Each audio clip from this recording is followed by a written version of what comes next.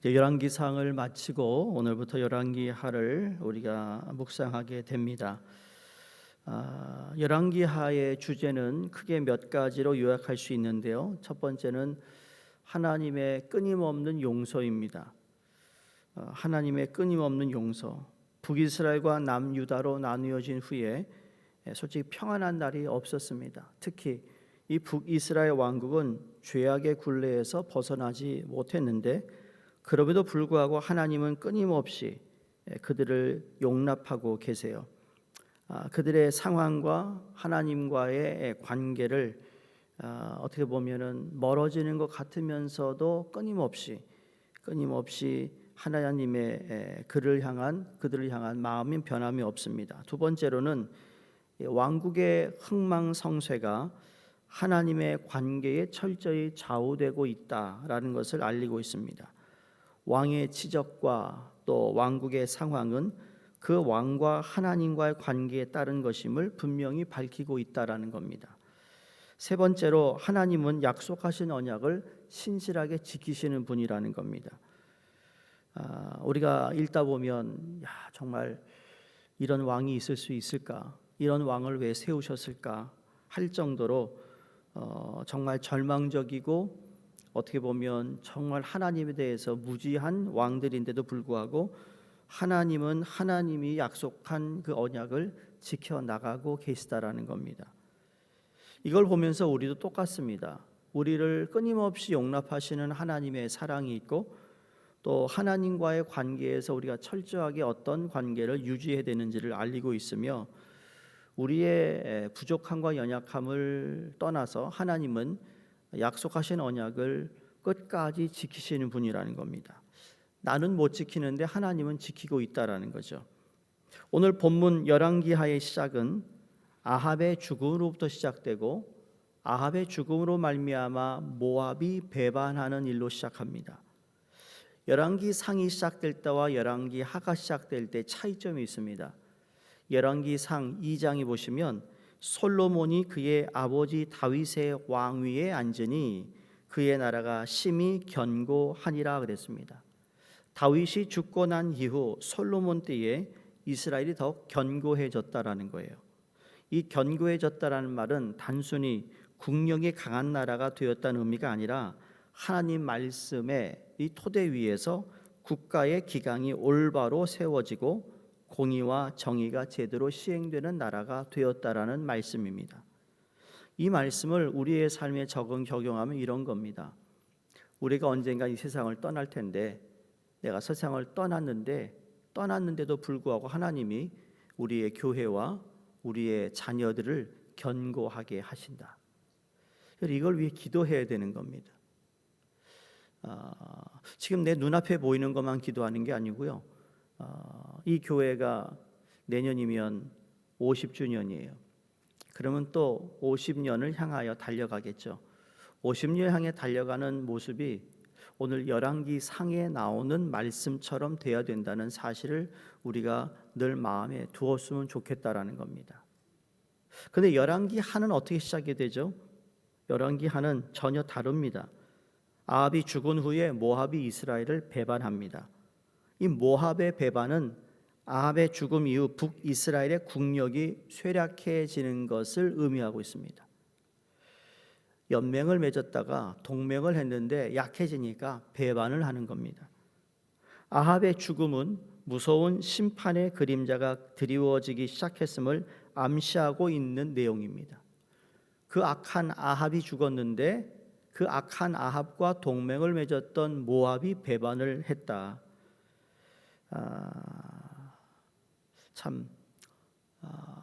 열왕기상 열왕기하를 보면서 우리 인간이 살아가는 우리의 사회나 나라나 세계의 어떤 정치적인 그런 모습들을 옆으로 이렇게 간접적으로도 보는 것 같다는 생각이 듭니다. 자, 놀랍게도 아합은 하나님의 말씀 앞에서 자기 옷을 찢고 굵은 베옷을 입고 금식하며 회개했던 아합이었습니다. 근데 그러한 아합을 불쌍히 여기시고 하나님이 심판을 잠시 보류하시잖아요. 근데 심판의 여부는 아합의 아들들에게도 넘어갔다라는 사실이에요. 이게 제너레이션 투 제너레이션에 이어지는, 어떻게 보면 내가 죽으면 다 좋아지겠지라고 생각하겠지만 아니요, 그렇지 않다라는 거예요. 그러니까 내가 하나님 앞에서 어떻게 살아가느냐가 그 다음 우리의 다음 세대가 어떻게 살아갈 건지에 대해서 반은 차지하고 있다라는 것을 보게 됩니다. 자, 이렇게 돼서 오늘 아합 아들 중 장남인 아하시아가 죽음을 다루고 있습니다. 아합의 죽음은 아합 가문을 향한 하나님의 심판의 칼이고, 모압의 배반은 그 심판의 예고장인데, 하나님의 심판에 대한 더 분명한 신호는 아하시아가 자신의 급작스러운 병이었습니다. 하나님은 때때로 우리에게 육신의 질병이나 연약함을 통해 우리의 관계를, 하나님과 우리의 관계를 회복하기를 원하시고 있다라는 것을 깨닫습니다. 자, 2절에 보시면 이제 아하시아가 왕이 됐는데 사마리아에 있는 그의 다락 난간에서 떨어져 그랬습니다. 이 다락, 그의 다락은 그 당시 시원한 바람이 잘 통하는 최상의 휴식처가 아니었을까라고 신학자들이 말합니다. 아마도 아하시아는 다락의 창문에서 밖을 내려다보다가 나무로 만들어진 창살이 부서지면서 밖으로 떨어졌을 수 있다라는 추측을 합니다. 이때 아하시아는 자신의 병이 나을 수 있을지 누구에게 먼저 물어야 했을까요? 우리가 아프면 누구한테 먼저 기도해야 되죠? 여러분, 누구한테 먼저 기도해야 될까요? 하나님께 기도하는 거겠죠. 그런데 오늘 성경에 보니까 에그론의 신 바알세부geb에 묻고자 했습니다. 이스라엘을 배신한 모압의 모습과 하나님을 배신하는 이스라엘 왕 아하시아의 모습이 서로 대비되고 있습니다. 우상에게 묻고 우상을 의지하는 행위는 전능하신 하나님을 배반하는 행위고 하나님의 진노를 사는 것이라는 겁니다. 이 바알세붑의 문자적으로 이건 파리의 주, 다시 말해 날벌레의 주인이라는 뜻입니다. 그러니까 파리를 통해 질병을 발생시키기도 하고 파리로부터 오는 질병을 막아주기도 하는 존재로 믿었던 그 당시의 우상이었다라는 거예요.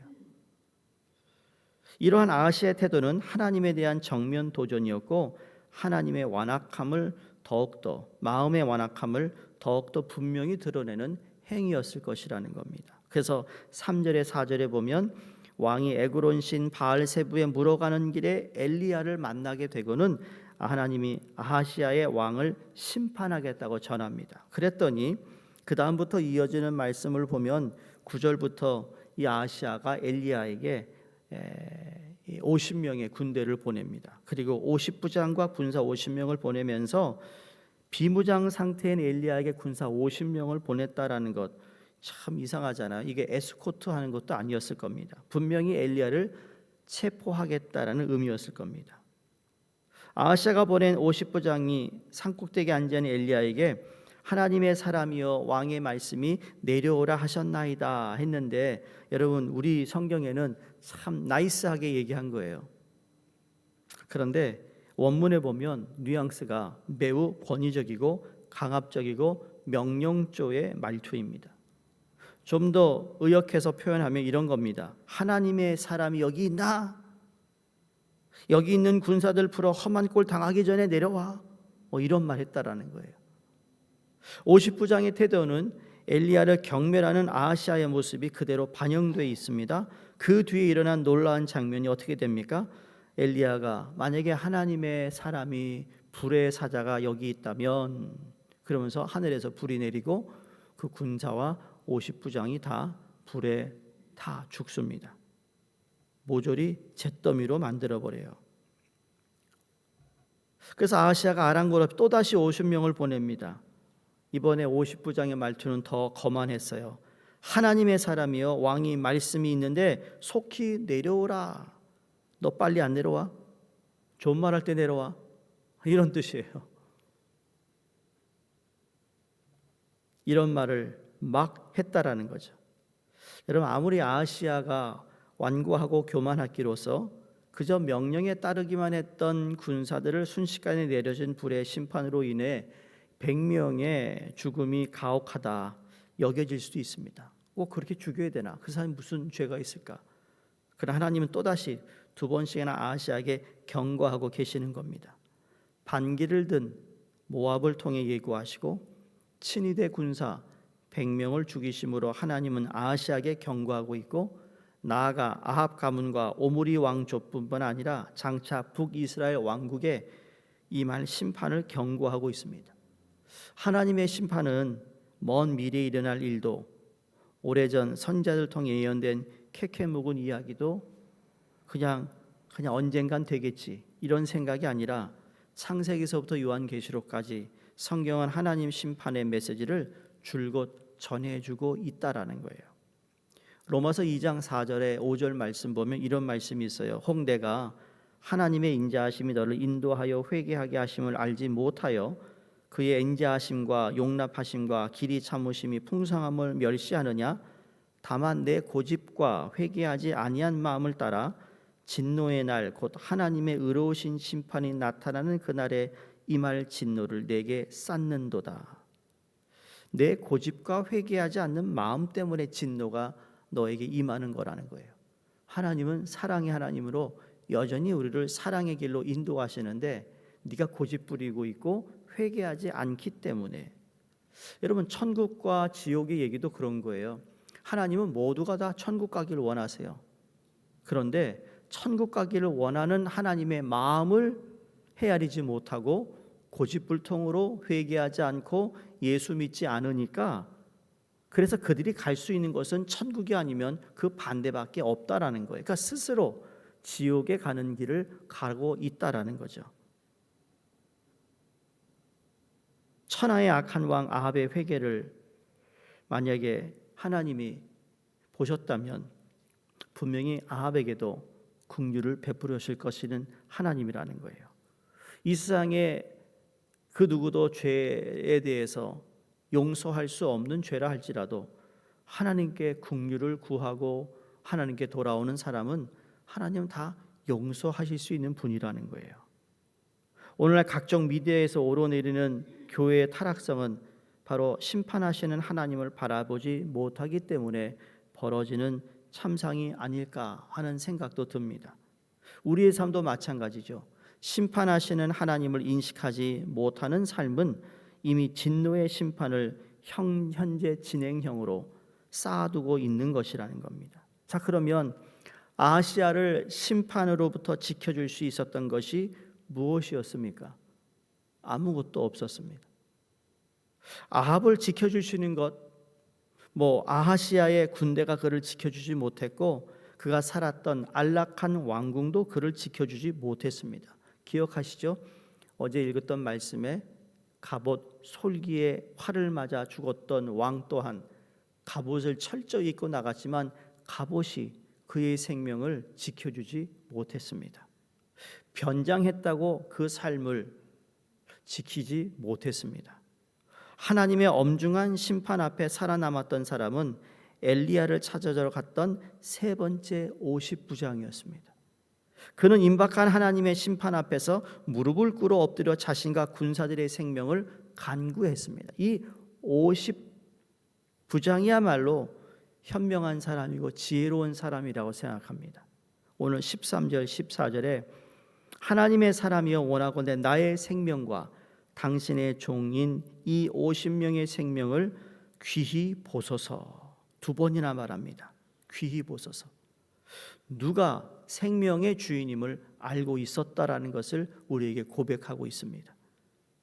세 번째 보냄을 받은 50부장은 다르게 반응합니다. 하나님의 긍휼히 여기심을 바라며 겸손하게 무릎을 꿇는 것입니다. 이것 또한 대조입니다. 명령조로 건방지게 교만하게 말하는 것이 아니라 무릎을 꿇고 겸손히 생명을 귀히 봐달라는 것이죠. 자, 그러면 누가 생명을 귀히 보시죠? 우리 하나님이 생명을 귀히 보시는 걸 알고 있었다라는 거예요. 어찌 보면 50부장 이 사람만큼은 하나님에 대한 인식이 있었다고 볼 수도 있다라는 겁니다. 성도님들, 우리의 생명을 보존하는 길은 돈도 아니요, 뭐 세상에서 제일 좋은 음식도 아니요, 비타민도 아니요, 우리 하나님이심을 기억할 수 있기를 바랍니다. 우리의 육신이 약하고 영혼이 쇠해질 때마다 다른 것이 아니라, 물론 우리가 잘 먹고 잘 자야겠죠. 그걸 하지 말란 얘기가 아니고요. 그러는 가운데 내 생명을 귀하게 보시는 하나님 앞에 내 자신을 내어드리고 겸손히 살아가는 모습을 우리가 오늘 말씀을 통해 교훈 삼을 뿐만 아니라 그렇게 살아가야 될 줄로 믿습니다. 믿음이라는 건 내 안에 있는 완악함을 깨트리는 거잖아요. 이 완악함을 하나님께 내어 던지는 겁니다. 이게 믿음이에요.